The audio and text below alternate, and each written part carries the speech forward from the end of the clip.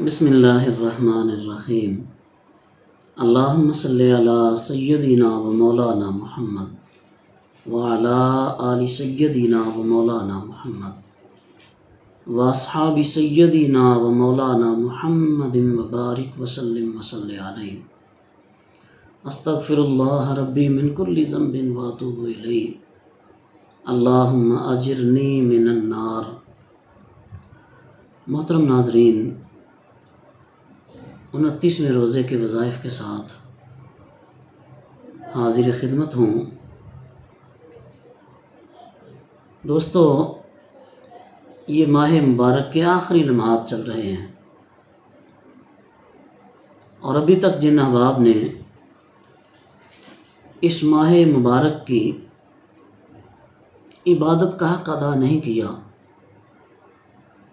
ان کی خدمت میں گزارش ہے کہ ان گزرتے لمحات سے فائدہ اٹھائیں اور اللہ تبارک و تعالیٰ کی بارگاہ میں گڑ گڑائیں، روئیں، اپنی ماضی کی غلطیوں سے معافی مانگیں، ماضی کے گناہوں کو سامنے رکھ کر اللہ تبارک و تعالیٰ سے استغفار طلب کریں۔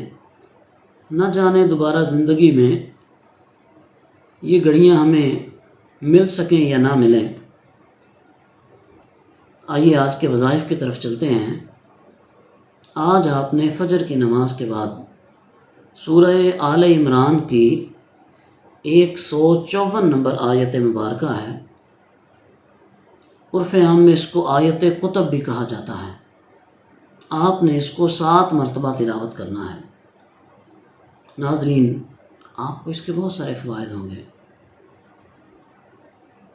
جب آپ صبح نماز کے بعد اس آیت طیبہ کی تلاوت کریں گے تو صبح سے لے کر شام تک اللہ تبارک و تعالی آپ کے مال و جان کی حفاظت فرمائے گا۔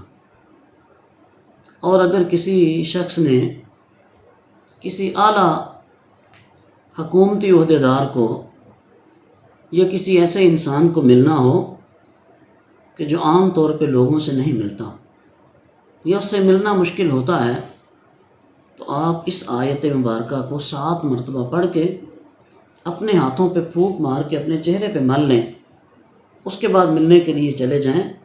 اللہ تبارک و تعالیٰ آپ کے لیے آسانیاں پیدا فرما دے گا۔ جس مقصد کے لیے جائیں گے کامیاب ہو کے واپس لوٹیں گے۔ جس سے ملنا چاہیں گے اللہ تبارک و تعالیٰ اس تک آپ کی رسائی کو ممکن فرما دے گا۔ اور ناظرین، نظر بد کے لیے مجرب نسخہ ہے۔ بچوں کو نظر بد لگ جاتی ہے، چھوٹے بچے روتے رہتے ہیں، کسی کے جانوروں کو نظر بد لگ جاتی ہے، بعض اوقات کھڑی فصلوں کو، باغات کو نظر بد لگ جاتی ہے۔ تو اس آیت طیبہ کو آپ نے 7 مرتبہ پڑھ کے دم کرنا ہے۔ اللہ تبارک و تعالیٰ اپنا کرم شامل حال فرما دے گا۔ اگر فصلوں اور باغات کا معاملہ ہو تو پانی پہ دم کر کے پانی کا چھڑکاؤ کر دیں، اللہ رب العزت اپنا فضل فرما دے گا۔ اور ناظرین، ایک فائدہ یہ ہے کہ اللہ تبارک و تعالی انسان کے کاروبار میں فراخی اور ترقی فرما دیتا ہے اس آیت طیبہ کی تلاوت کی برکت سے۔ اور دوستو، ایک فائدہ یہ ہے کہ جادو ٹونے اور آسیبی اثرات کے خاتمے کے لیے آپ اس آیت مبارکہ کو 7 مرتبہ تلاوت کریں۔ اللہ تبارک و تعالیٰ اس کے تلاوت کے برکت سے ایسے تمام اثرات بد کو ختم فرما دے گا۔ اللہ کریم آپ کو صحت کلی عطا فرمائے گا۔ ناظرین، ظہر کی نماز کے بعد آپ نے آیت الکرسی کی تلاوت کرنی ہے۔ بڑی معروف آیت طیبہ ہے، بڑی محبوب آیت طیبہ ہے آیت الکرسی۔ کریم آقا صلی اللہ علیہ وسلم ارشاد فرماتے ہیں کہ جس بندے نے فرض نماز ادا کرنے کے بعد آیت الکرسی کی تلاوت کی تو اس کے اور جنت میں صرف اس کی موت حائل ہوتی ہے۔ اس کا مطلب یہ ہے کہ وہ بندہ مرنے کے بعد جب اپنی قبر میں جاتا ہے، اللہ تبارک و تعالیٰ اس کی قبر کو جنت کا باغ بنا دیتا ہے، روضۃ من ریاض الجنہ۔ دوستو، یہ جو آیت الکرسی ہے، اس میں اللہ تبارک و تعالیٰ کا اسم اعظم بھی ہے۔ جس مقصد کے لیے آپ پڑھیں گے آپ کے مقاصد پورے ہوں گے، جس مراد کے پیش نظر آپ پڑھیں گے اللہ رب العزت آپ کی مرادیں پوری فرما دے گا۔ اور آیت الکرسی کے ورد کرنے والے کو اللہ تبارک و تعالی شیطانوں، انسانوں اور جنات کی شر سے محفوظ فرما لیتا ہے۔ دوستو، عصر کی نماز کے بعد آپ نے اللہ تبارک و تعالیٰ کے 2 اسماء کریمہ ہیں، یا اللہ یا ظاہر، آپ نے 500 مرتبہ ان کا ورد کرنا ہے۔